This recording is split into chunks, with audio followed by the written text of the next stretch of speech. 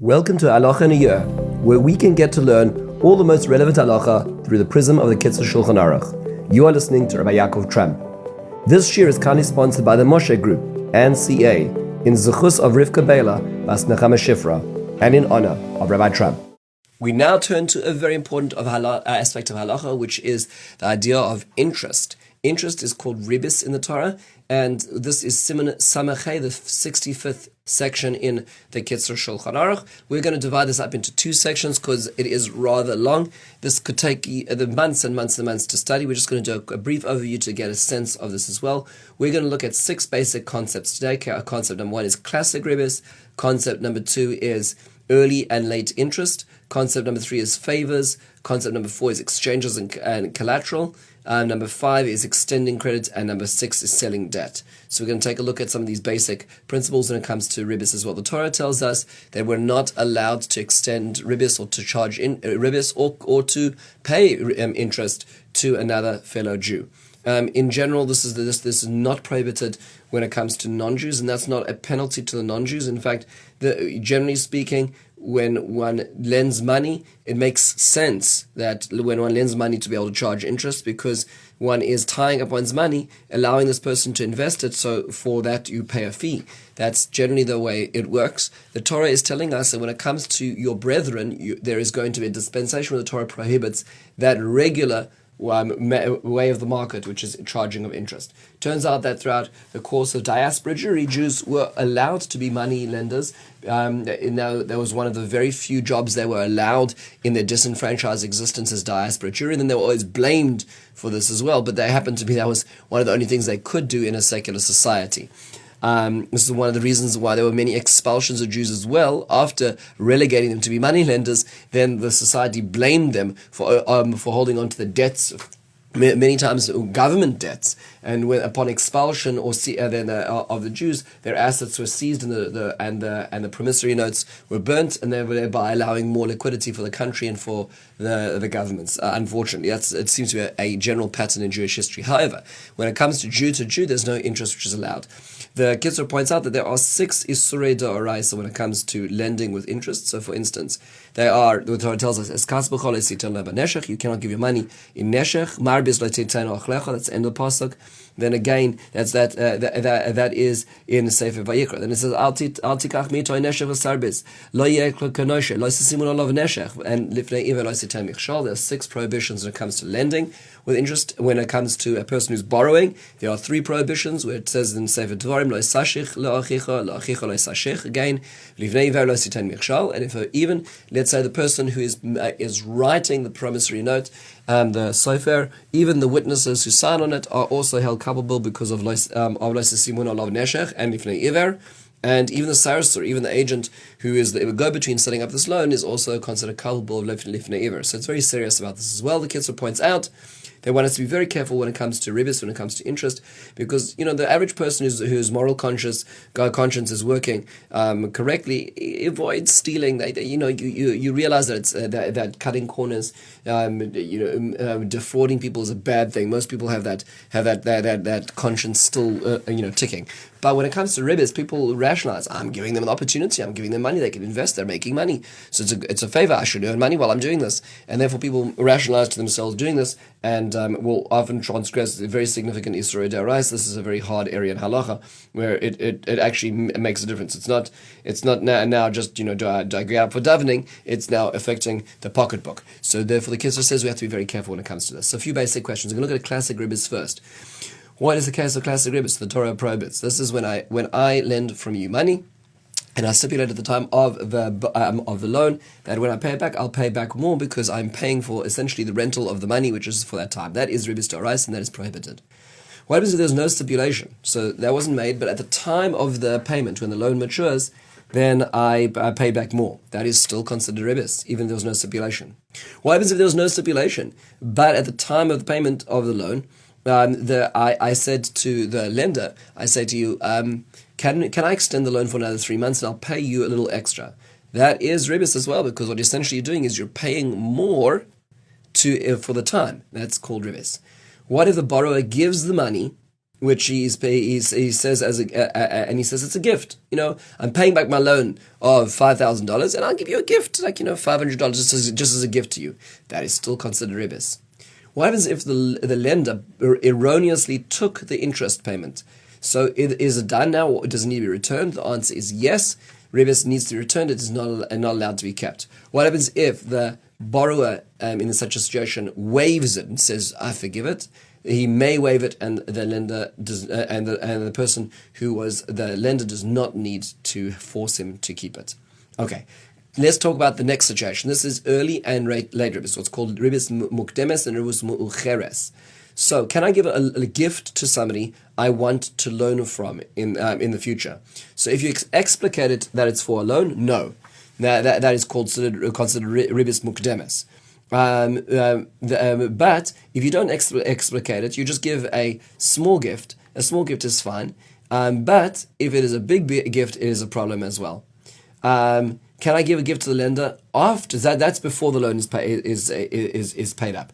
What about if I want to give it after the loan is paid up? So I pay back my loan, and then I say, here's a big gift. The answer is no, that's considered ribbis mu'ucheres. That is considered ribbis even post facto.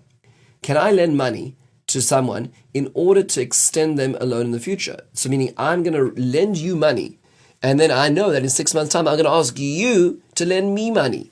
Is that allowed? The answer is, it depends. If the future loan that I'm hoping to ask for is more money or more time than I lend to you, then it's a problem, because essentially the payback for my loan, I'm getting back my money and a favor called a loan. That's going to be ribbis. That second loan is the ribbis on my first loan. But if the future loan is the same amount and same time, it's a dispute as to whether this is aser, and one should be machmir, says the Kitzur. However, what if I lended someone money without a future bias? I just said I'm lending you money, and it turns out that 6 months from now I do need money, so I ask money from you. Is the person allowed to extend a loan? In that case, if it's the same amount of time, same amount of money, it is fine, even though that person is swayed by the favor that you did him earlier as well. Okay, let's go a little further. What about favors? This is a new concept. A borrower cannot do favors for the lender during the period of the loan, because it's considered an extension of ribbis as well. So what is the kind of favor I do? It's something that I regularly do. So every Rosh Chodesh, I go over and buy a cake for my neighbor. I happen to have borrowed money from my neighbor. May I get them a cake on Rosh Chodesh? The answer is yes. I'm allowed to do things I usually would have done, but I'm not allowed to do things I would not usually done, and even the ones that I would usually done, I cannot do if it is public. What is public? Public means to say lending my borrower a house. Sorry, lending my lender a house or house help, a servant or somebody that's going to help them. That's considered public. So let's say I am borrowing money. I'm not allowed to let you use my summer house during the period of that loan, because a house is considered public, but I am allowed, even if I'd usually do that, but I may do small favors that I regularly would have done because we're friends beforehand. What about going out of your way to greet the lender during the period of the loan? So one is not allowed to do this and to do more than one would have done beforehand. So if one usually sees somebody in shul and says hi, and they're now one has borrowed money from them, I'm going to still go say hi. But if I didn't speak to them whatsoever, I'm not allowed to go do that. I'm not allowed to go out of my way to give them extra favors. What about praising? So one cannot praise somebody that one would not have praised before one took a loan from them as well.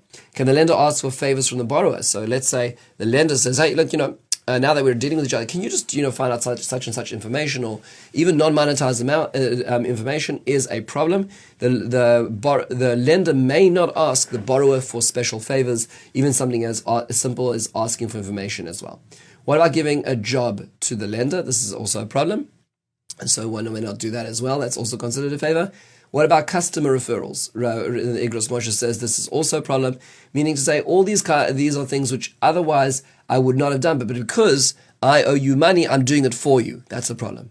And finally, the last and hardest one is, can a borrower say thank you for the loan? That should be a basic decency. There's a dispute between the Laita Achronim as to whether thank you is considered a favor or the lack of thank you just be a basic ingratitude. And therefore, there is a debate. Some say one can, some say one cannot. Rav Moshe Feinstein writes that one is allowed to, let's say somebody gave a person a loan to write a book, to write a sefer. One can write in the front of the sefer that HaKadosh Baruch Hu will repay those who do chesed for others, and this person should be repaid from HaKadosh Baruch Hu, which is all true. It's not saying thank you, it's just acknowledging there is a din v'cheshbon for good and kind people. We move to our next concept, our fourth concept, exchanges and collateral. So basic. Now, can I lend a measure of grain to be paid back a measure of the same grain? The answer is no, and the reason is because the price of grain always shifts, and it could be that I'm going to be paid back more than the value I lent you as well. Ooh, so how do I ever lend grain to other people who I need? So one way is to set a price for the grain. So instead of saying, I'm lending you this grain, I need to be paid back grain, I'm going to say, I'm lending you grain, which is the value of $100. I need $100 worth of grain when you repay me, so therefore you've capped it, and it's not going to be more. Another way to do this is if the borrower has some of that grain already, then it's considered, even if it appreciates in value, it's considered like it was appreciating on his own terms as well. And similarly, if the price of this grain is standardized, it's regulated in market, then there's no problem of this as well. What about lending one type of grain to get paid back a different type of grain? This is never allowed. Because even if there's a fixed price, even if the borrower has some of that grain, because ultimately there's always fluctuations that I'm going to get back more, and depending on the market and the season, I'm going to be getting back more than it was that I extended the loan for. If I lend money on collateral, right? So I get to keep something of yours. So I'm lending to you money, and I'm keeping your field, your house, your seat. How does this work with Ribbis? So the amount of the benefits should be diminished or deducted from the payment of the loan, so it's not considered Ribbis. I'm getting extra from the loan as well. What happens if the deduction is lower than the market rate of the rent? That is fine, as long as the lender is not renting it back to the borrower for himself or for money as well. And there's lots of questions to come up when it comes to collaterals, and a shayla should be asked in these situations. We look at our fifth concept today, and that is extending credit. So, basic question: can I sell an object for a higher price if there is a payment plan over time? So I'm going to say to you like this: if you buy my item now, I'll give you it to you for $10. If you pay me back at $1 a month, you can pay for 11 months, which means ultimately he's paying $11 for it over the course of time, and he's essentially getting he's paying more for the time. So this is a problem, because the higher price you're paying is essentially repaying a loan. You're paying more for the extra time, and then rather than having to pay it up front. Is this true all the time? The answer is no. If this item is a fixed price in the marketplace, that's where it's an issue. If it's not a fixed price in the marketplace, you can extend a higher price for paying back over time, as long as you're not charging more than a sixth of the price as well. What if the buyer needs cash? So what he does is he commits to pay for an item immediately, and then he resells it for under its market value right away. So like this. So I need money right now. So I say to you, I'll buy your bicycle, and I'm going to pay for it. Usually bicycles are at $500. I'm going to pay $400. Sorry, I'll pay you $500, but I don't know the money now. I'll pay back you in a month. Then I sell it to somebody else for $400, giving me $400 cash. Now, in a month's time, when I have to repay you, I'll pay you back the $500. That's a problem. That's not allowed if the intention when buying it originally was to resell undervalued to get cash liquidity, because essentially you're paying the extra $100 is for that time that you're buying in order to get cash. We go to our last concept today, and that is selling a debt as well. So let's say I am the lender.